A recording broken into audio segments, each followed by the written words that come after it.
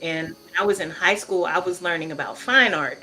So, the oil paints, the canvases, and my teacher, Miss Williams, she's wonderful. She's still with us, and I love her to death. She taught me so many things about art. She gave me the best foundation I probably could possibly have. You are listening to the Artist King podcast. I am your host, DTM of DeltaTangoMike.com. The Artist King podcast features artists, entrepreneurs, and business coaches who share their knowledge, expertise, and resources to provide insight into the ways we can find our own personal success with our creative talents. TeMika is a writer and illustrator with a passion for creating stories for young readers. Her path in the art life took many detours, including a successful career as a civil engineer before returning to the arts when her own children inspired ideas for children's books. TeMika Illustrator's career has taken off recently with projects that push her art and storytelling to the limit and collecting accolades along the way. Hello, TeMika. How are you doing today? I am doing good. How are you? Welcome to the stream. I am well, enjoying myself and having fun, having conversations with artists. So let's let the world know your name and where you're from. Yes, my name is TeMika GROOMS. I am military brat. I live in the Atlanta metro area, and I'm an artist. I'm a visual artist. I do murals, but I do a lot of children's book illustrations.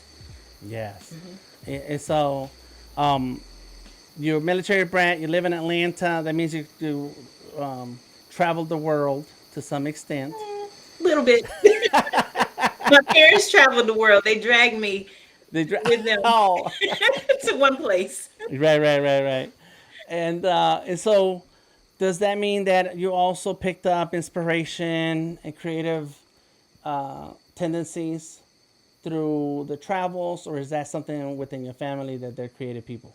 My family is creative. I have a lot of people in my family that do a lot of different creative arts. So I have a brother well, several brothers and cousins that are musicians. I have people that are chefs, like professional chefs, um, writers and artists, and people who do makeup. A lot of different creative things.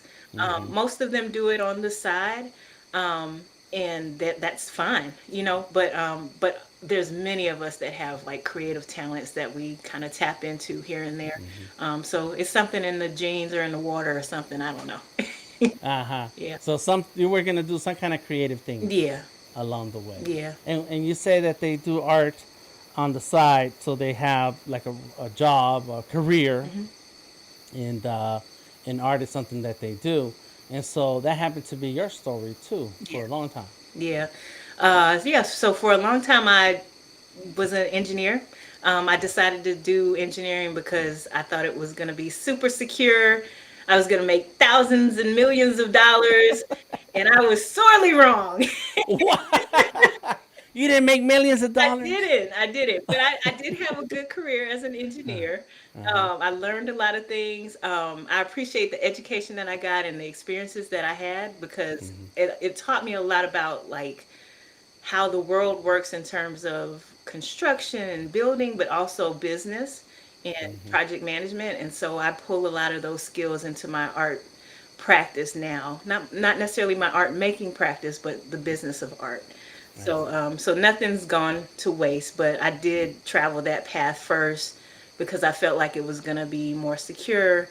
I had more confidence in my math and science skills because they were encouraging us to, in high school, go into the sciences, go into engineering and math, which is great. And I'm glad that I did. But some of us also have some other skills that we have to share, and everybody can't be a technical person. Some people can be both, but then there's value in having artists and creative people in the world as well. So, Yeah. yeah.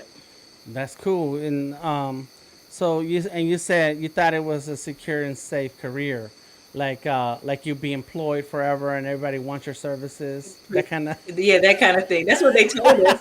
That's what they told us. I remember taking like those Meyer-Briggs tests where they tell you like what type of career you should go towards. Mm-hmm. And security is one of the things that kept coming up as one of my values at that time. Probably because we didn't have, well, I won't say we were broke, but Mm-hmm. I didn't come from a rich family. I Mm-hmm. came from a very middle class family.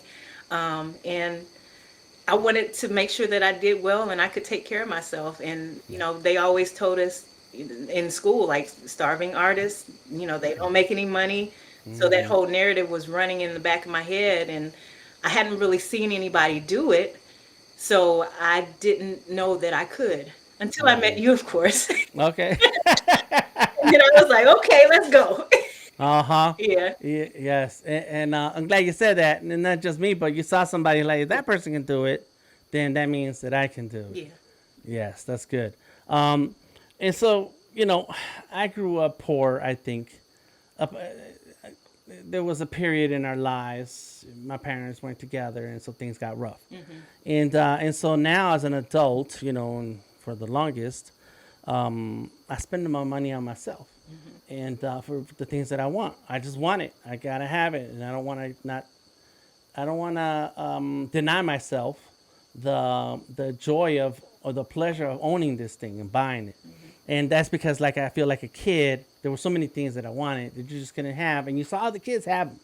Yeah. And I assume that because your family travels a lot, and that was one of the things that we did too. We moved a lot, well, several times throughout the years, and so then you gotta get rid of everything. Like, and from one moment to the next, you don't have anything left but a few outfits, and me, and my mother, my brother, and I were gone to a whole other city, and stuff. Is that something that you feel? When I look back at it, at my childhood, might have had some of that because even though I'm the youngest child and I didn't experience as many moves as my brothers did, I think I don't remember like I don't have like a lot of my childhood things. So I'm Mm-hmm. sure that a lot of those got discarded because we had to move or Mm-hmm. whatever. But I think out of all of my siblings, I had the most stable living situation.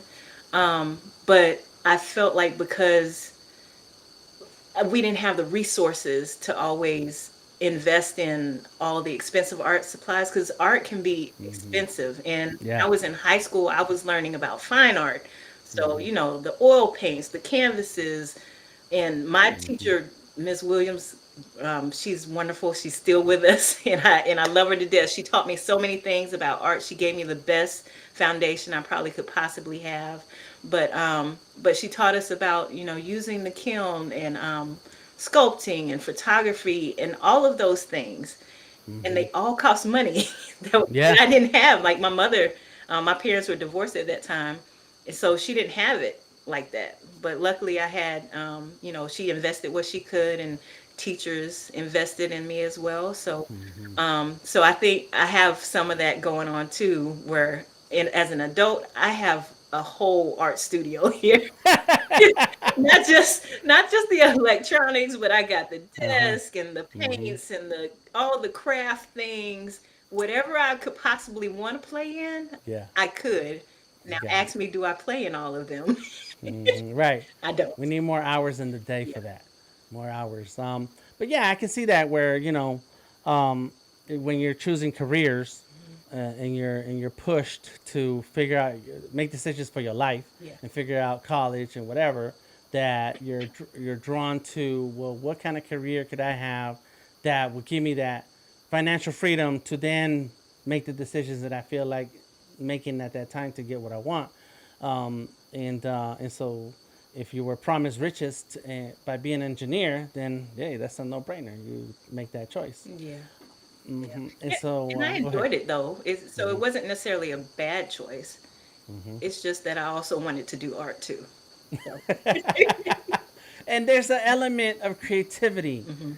in engineering, isn't it? Um, a little bit for what I did. There's What kind of engineering uh, was it? so I was doing civil engineering, and I Hmm. started out designing buildings. That's what I went to school for, structural engineering, Hmm. and ended up working more so in transportation and utility design. So a lot of the things that are subsurface under the ground that you don't necessarily see, but you appreciate that they work because Mm-hmm. your sewage goes away from your house or your water comes to your house, you know. Uh-huh. Uh-huh. But so my things were things that benefited the public good Mm-hmm. in a different kind of way. So there's creativity in the way that you decide, make your design decisions, and drawing plans and working Mm-hmm. with teams. But it wasn't quite the creativity that I thought it was going to be. Right, right, right. There's a lot of parameters and things you have to stay within to for it to function for the rest of society Hmm. versus just making it look cool. Yeah, Uh-huh. I got you. I got yeah. you. Okay, okay. So, you mentioned that your family, a lot of people in your family, they have careers and then they do something creative. And for a long time, that's what something that you did. At what point did you feel that you didn't want to be have the creative thing be on the side? You wanted that to be the main thing and move from your career that you've been following for a long while. Whew. I think when I was a junior in college. Okay. Early in the Kid days, you uh huh. not. I kid you not. So I told you I took a Myers-Briggs career test, right? So I did Mhm. that when I first entered college, and then I did it again as a junior in college because I was like, I don't think I want to do this. Mhm. But I was at the end, and I was felt like I was fully committed and just needed to finish. So I did that, finished, and but I was thinking about it. So it was about 25 years that I was Okay. thinking about, what is this creative life that I could have. But I Mhm. didn't have the art practice in place. I didn't Mhm. have all the skills that I needed in place. I didn't have the biggest thing I felt I didn't have the confidence in place to succeed. And I Mhm. definitely didn't have the business skills in place. Mhm. So between the time that I graduated from college till when I actually started working with you on the business of art, probably was about I don't know, maybe 10 years or so. Um, Hmm. I'm losing track Yeah. of the time, but it was a long Mhm. time that I Mhm. thought about it, and before I Mhm. actually took action on it, Mhm. I was tinkering here and there, Mhm. trying to make time for my art, trying to leave a little bit of space for myself while raising a family, while working and doing all the things. But eventually, it just came just to a time where I had to say, I want to do this.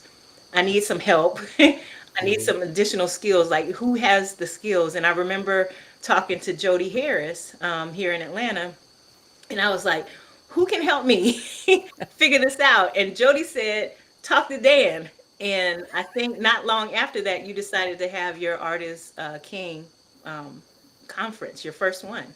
Mhm. And that's where I kind of Hmm. got looped into the community of people who actually do, thrive as artists. Mhm. And I've been Mhm. learning since then. Nice. And okay, so two things that we're gonna talk about, but the first one is we'll get to it. Is that eventually is that you once you start looking around, the first steps is to get familiar with the arts community, Hmm. and that's where Artist King came in.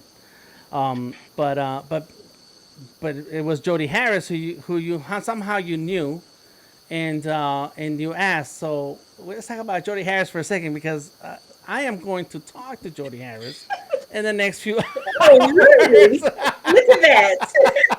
Yes, that's right. The I Atlanta known Arts him. community. Yes, yes, that guy. I known him over 20 years. Yeah, Yes, and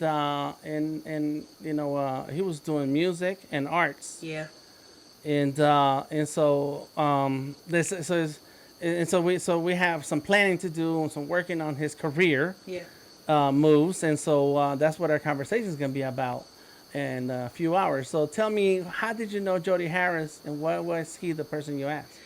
I told you I'm challenged with the confidence, but there's like this other TeMika that pops out every now and then, and she's like really big and vibrant, right? Mm-hmm. And so she goes and does the things that she wants to do, even if she's scared, right? So that Mm. that TeMika showed up at Funk Jazz Cafe reached out to Jason Orr and said, I want to participate.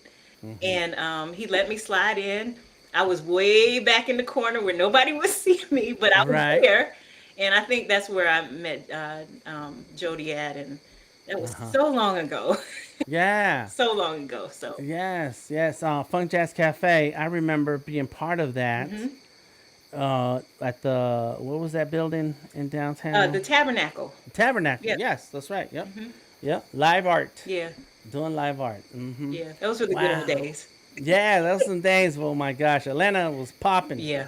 The art scene was insane, and I think that's to some extent it's still like that, but it was very apparent in those days. Like you can turn any which way you want to, and there's artists here, and there's artists there. Wherever you go, there's artists. Yeah, it was a Um, different vibe though, hmm now Atlanta's a little more sleek and expensive. It feels a little different now. It's still great. It's still great. Lots of creative people have still got a lot of good creative energy, but it's just a little different. So, Yeah, a lot. Yeah.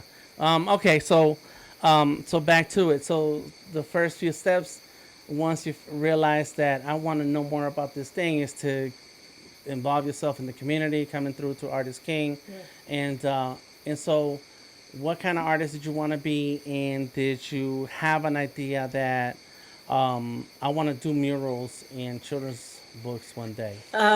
Honestly, when I was starting off with Artist King, I was more interested in fine arts at the time because, like I said, I'd learned how to paint. I'd been exposed to like watercolor and acrylic, and that was like the medium that I was using. And I did know some people in Atlanta, like some of the smaller groups of communities, grassroots communities that support artists. But I was still kind of figuring it out. And at the time, I had young children, and the inspiration was there all the time. And I was coming up with these stories in my mind and watching them grow and figuring out, like, maybe that's a story, maybe that's a story. And I was reading all these children's books. And so, even though I had this fine art background, not in school, but I had participated. Oh my goodness. Okay, Can you see fine. me? Yeah. If it freezes, it's okay. My, If it freezes, it's okay. Sometimes it happens on your side. okay, got it. Yeah, that happens on your side. Thank So you. you're okay. I'm You're good okay. now. Yeah, yeah. Um, Hold on one second. Let's pause for a second. Let me go like this, Gotcha. and that's gonna let me know in the when I edit to go there and fix that. I follow. Okay, go ahead. So I was reading all these children's books and seeing all these stories that I could possibly create, but I had this background in fine arts that I could pull on. But I didn't know how to marry the two together at that time. So by the time I started coming to Artist King events, I was like, well, I've got this interest in children's books. What do I do with that? And I learned about Kadir Nelson, and I saw that he uses fine arts in children's books, and I was like, I can do that too. I know how to tell a story, but I didn't know how to Right. tell a story. I didn't know how to illustrate.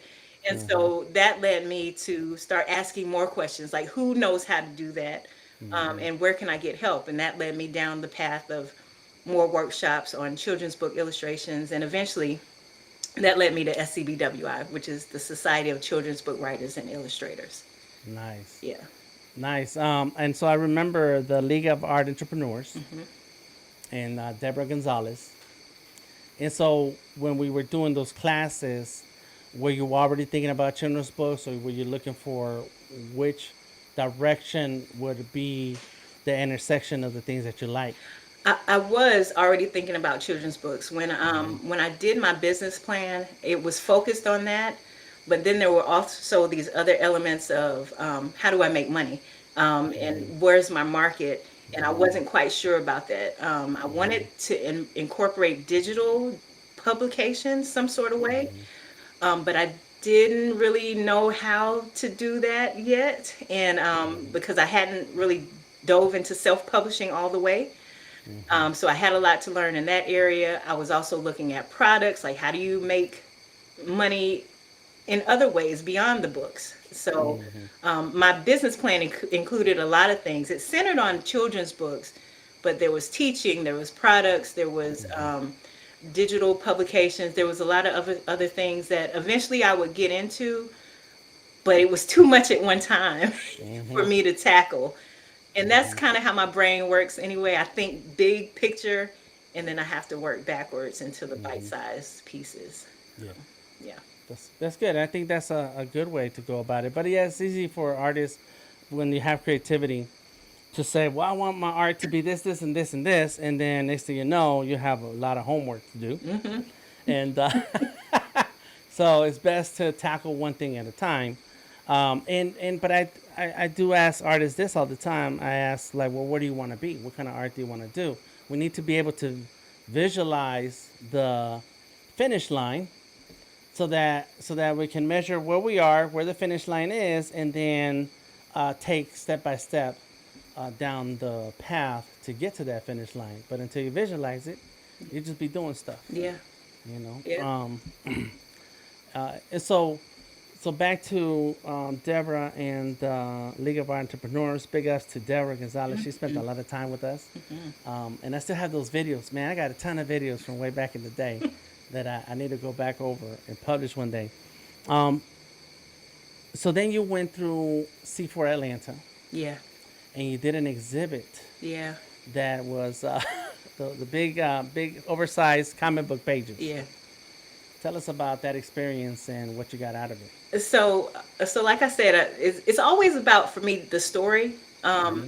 Even though that kind of shows up in different medium that I choose to participate in. Mm-hmm. So with C4 Atlanta, they had another business training. I felt like I needed some more. If I'm like a forever learner, right? I have to stop myself sometimes because that gets in the way of the work. Mm-hmm. Um, but I felt like I needed to hear it another way and revisit that information, the art Mm-hmm. business information.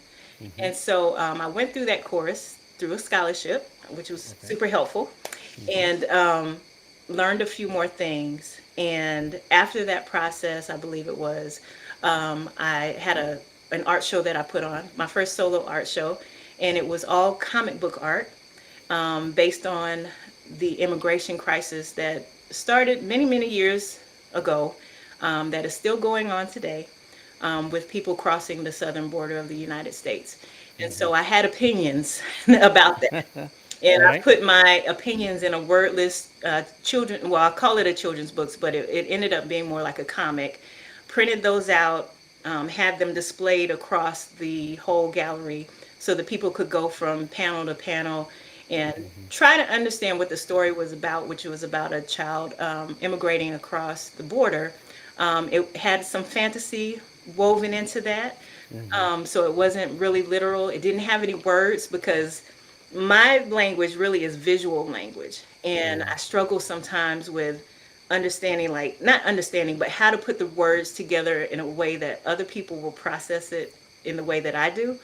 And so I didn't want to go through the editing process and the whole writing and self-judgment and all that. I was like, let's get that out of the way. Yeah. let's Yeah. let's tell the story in the way that I know how to tell it, which is visual Mm-hmm. storytelling. And so it was a wordless graphic novel, comic, whatever you want to call it, set up in a gallery format so that people could kind of consume that Mm-hmm. in person. And then I tied in coloring books too because I wanted people to do something, and that led me down a whole nother path of events and things that I do on the side too. So Mm-hmm. yeah. I think that, and all of that was, you know, tinkering Yeah. with the idea of if I'm gonna try this, what is it that I could do that I'm comfortable doing right now? Yeah. When I think of and I have many, and I'm just thinking about it as you were saying when you were talking, I have many projects that have been abandoned and left behind, and I think to myself, I don't want to be the next Marvel artist. I just want to get paid enough money to work on the projects that I want to that are my own projects, my thing, and so that those projects that I abandoned, they come back to life. So I'm really more interested in what fulfills me and what part I can play with things with the ideas that I have versus here's the path of a full-fledged, super amazing, talented millionaire artist, and this is what they do and who they work with. But seeing that the C4 Atlanta event, and then watching you do the coloring sessions, the um, the storytelling class, and children's book classes is like, well, as you learn, you take that in, and then you do what you're comfortable doing at this time as you slowly break into the next step of your art career. Yeah. So I'm also a teacher, right? I think some of that is also in my DNA. Okay. With I have teachers in my family. My mother was a teacher in a lot of different senses. I considered getting my own teaching degree as well. So even though I didn't take that path, I think that I have a sharing spirit in that I want people to have what they need to have, especially if it's just information. If it's something that I have that I can share, then I like to try to share that with people. And so it's opened up a whole nother stream of income for me. Not a humongous one, but it is a stream of income. So I just tie it with the art as well. Yeah, and it's cool to have that mindset that you're willing to jump in and share, because some of the things that we do as artists puts us into contact with folks who don't know where to go look for information. They don't know where to look for art teacher for their kids, for their community, for whatever, and then so the opportunity comes your way. You're like, well, you know, I guess I could do that. Sure, why not? Yeah. Yeah. Yeah. And it also kind of centers me a little bit too for a person who can be somewhat reserved. Remember, so I said that there's that one Tamika that's real big, and then the other Tamika, she's like really reserved Yeah. and is not willing to be the center of attention. So sometimes because I'm willing to share, that kind of centers me a little bit so that I can connect with other people and help them in the same way that they help me too. So Yeah. yeah. So let's talk about your current path, the current the segment of the path that you're in now. And I remember you talking about SCBWI many years ago. You organizing your own conferences and meetups. How did all of that evolve to get you here? Yeah. So I was a long time volunteer with SCBWI. I think I started in 2014-ish, somewhere around there, volunteering for my region, which is the Southern Breeze region. It's in Georgia, Florida, and Alabama. And so I just wanted to be a part of the community, and again, sharing and giving back is kind of I will just call it my love language, I guess. Right. Yeah.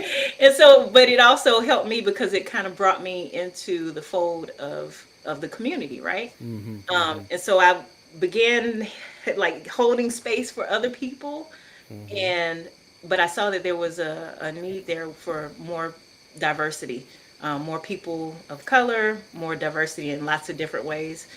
So I started Kids Lit ATL as a branch off of that, because I needed to find people who reflected my experience and looked like me, and I didn't see that necessarily in SCBWI within the region that I was in.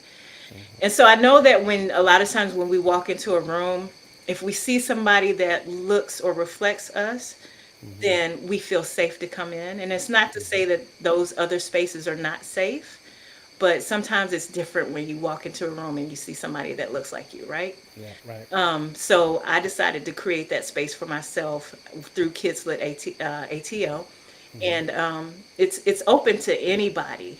But what I found is that because I feel like I'm in that space, that other people like me also come.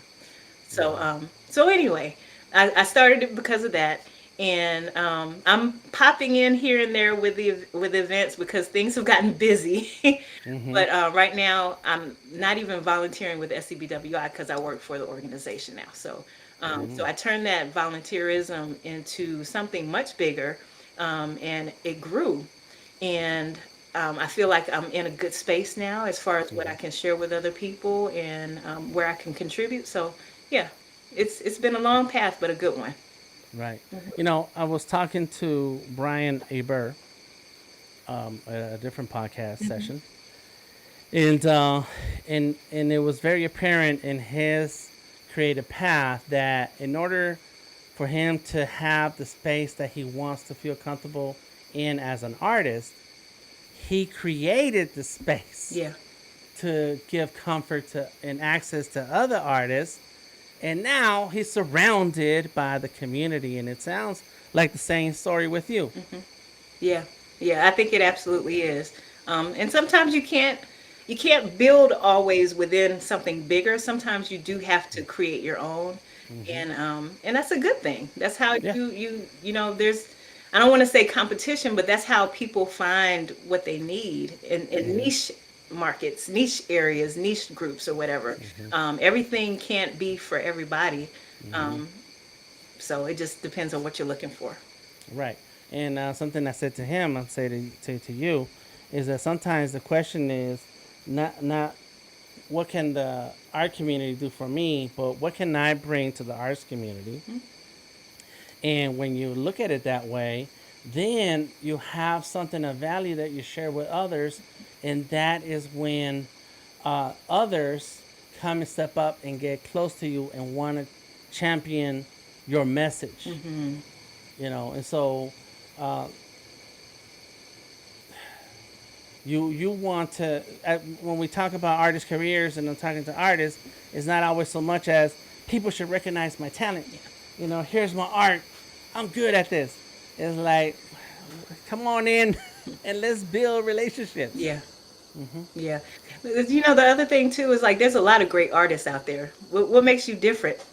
Right, exactly. Yeah. Yeah. Yeah. And I know Hmm. that all those other things that I bring to the table are what make me different. I'm a great artist. Well, I'm not the best artist, but I do Hmm. have some other skills that are valuable too. Yeah. Right, right. And that's, well, you are a great artist, I'll take but that, thank you for being modest.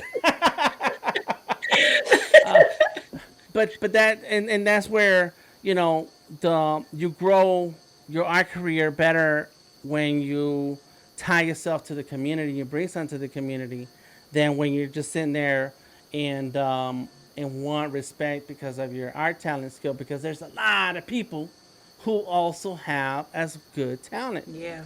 And so it shouldn't, it's not a competition when you care more about the community that then cares about you. Yeah. And versus, and it's also much better mental health Yeah. when you start comparing yourself and like, well, why is my book not in Barnes and Noble? Yeah. Yeah. That's true because that's not healthy.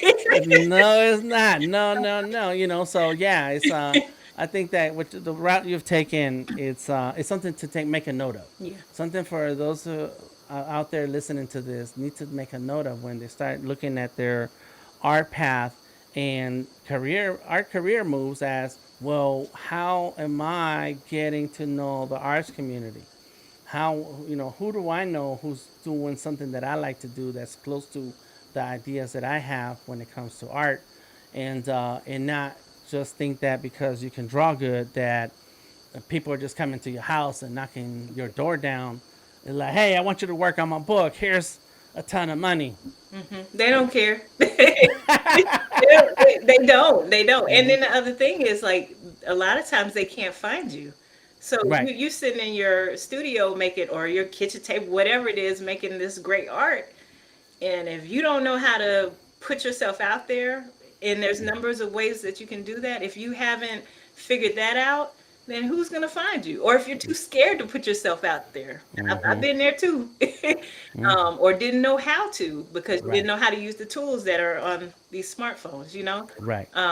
You have to put yourself out there, and most of that is getting over the internal things that are inside of you that are saying that you can't do it, you don't know how to do it, you don't want to do it, you don't have time to do it, Hmm. whatever.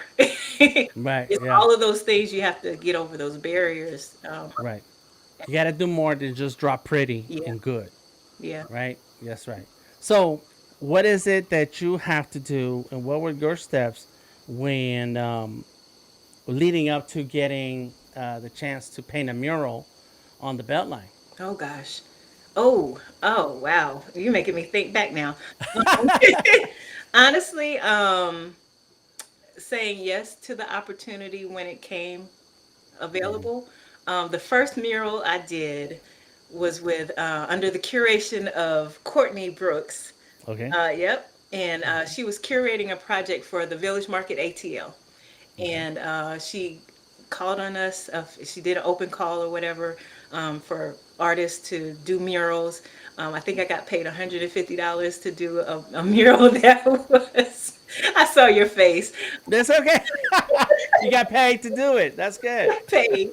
I got Uh-huh. paid, but it was, about 15 feet wide by, I Uh-huh. don't know, 10 feet off the ground. So it wasn't massive, but it was my first one. Mm-hmm. And that was also the first one I was like, okay, if I'm going to do a mural for almost for free, let's see if AI is going to work with it. And so that's where I Oh. first tested out Artivive in the augmented reality Mm-hmm. on that mural, and it worked.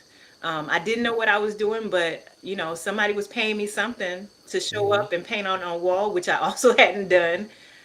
So again, I use that engineering experience. Everything is an experiment. Mm-hmm. I don't necessarily know how this process is going to go, but let's see what happens and be Mm-hmm. open to exploring that, right? Mm-hmm. So that was the first one. I think that was 2019, and in the course of maybe a couple years, I did 6 to 8 more murals, Wow. and they weren't back to back, but I was able to join a team with Charmaine Minifield. I Mm-hmm. collaborate with her on that. I picked up a few little small utility box murals and Mm-hmm. some smaller walls, and eventually built up again the confidence, the skills, the know-how, the understanding of the materials and the project management. None of this has to do with art, the stuff that I'm Mm-hmm. Right. talking about. Right. But I Mm-hmm. picked up all the knowledge that supports the art, how to put together a proposal, how to apply for a mural project, because those Mm-hmm. are all things that I hadn't done before. I wanted to do murals for a long time. In fact, when I moved to Atlanta, I said, I'm not leaving Atlanta until I do a mural. That was in probably 1995. And so I suppose I can probably leave at this point. And then, Yeah. yeah, so I've met my goal. Right. Right. Done. Done. Check mark. That's cool. Yeah. Yes. And I'm glad you mentioned that is the engineer part is some of the foundations Hmm. of a professional Yeah.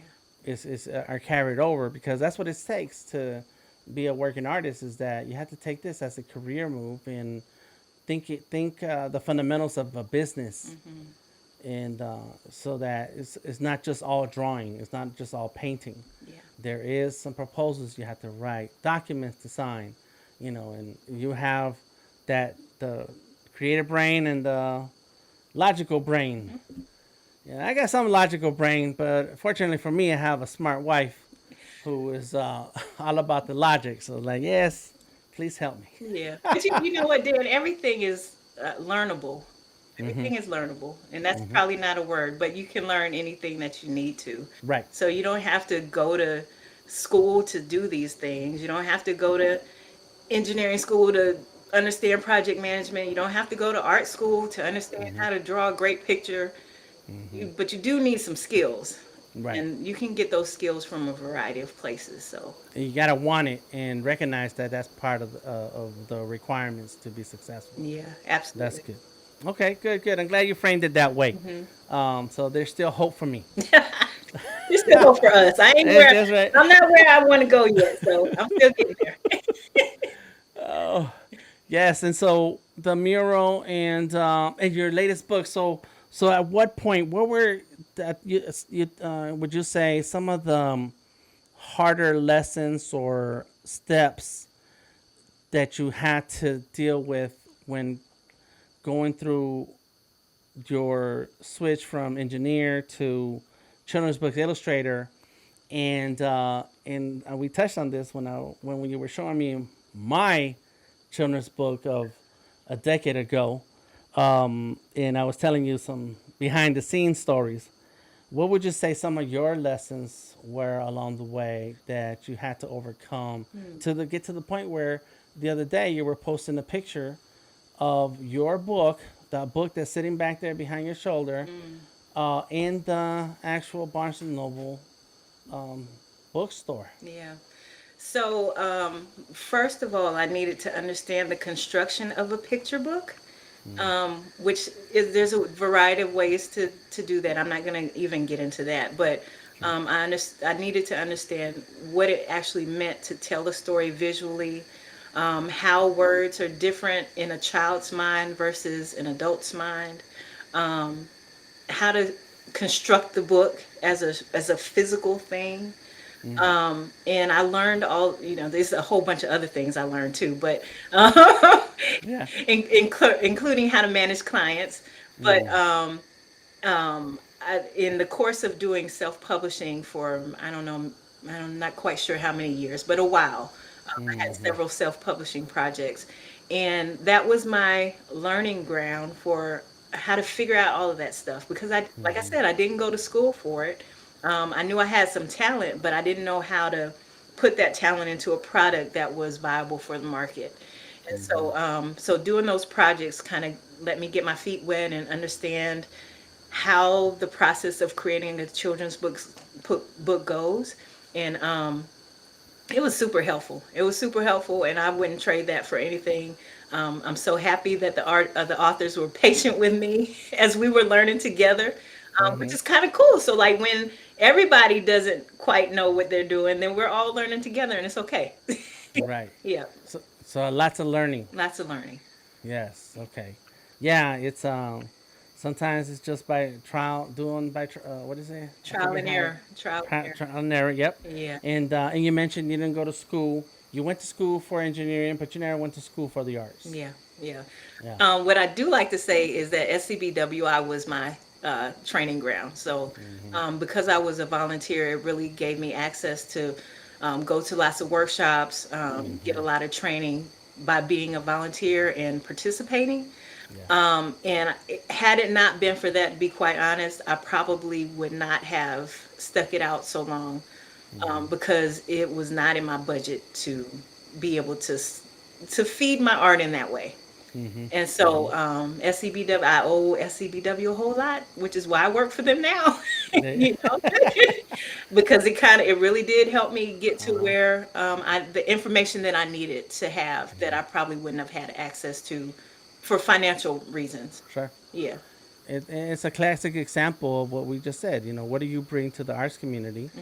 What do you have to offer? Yeah. Because whatever you put in, you're gonna get out, and much more. Yeah. And so that's the lesson. And then in your case, an organization. Find an organization in the community, and then boom, Yeah. slowly learn your way up. Nice. Okay, so for anyone out there who wants to hear more about TeMika, check out some of the other podcasts that we've done with the Artist King, so you can hear the whole story. And but for today, we'll end this with one more question. What advice would TeMika of today give to TeMika, who was first asking Jody Harris some questions? What kind of advice would you give her? I would probably say, whew, wow. I've learned so many lessons. Gosh. I think probably the biggest thing is just to have confidence in yourself. I think I've said that to people over and over again. For me, I think that was the biggest hurdle, is just to be confident and go forward. And I think I've learned that. I'm still learning that in some ways, but that's probably been my biggest lesson. All the other things are skills that I learned, but I guess confidence is probably the biggest skill that I needed to learn. The Artist King podcast is made possible by the support of our sponsors, Azalea Creative Group, Sketchable Plus, and Visual Artworks. Once again, I am DTM, and I look forward to sharing the business of art with you. Until next time, stay creative.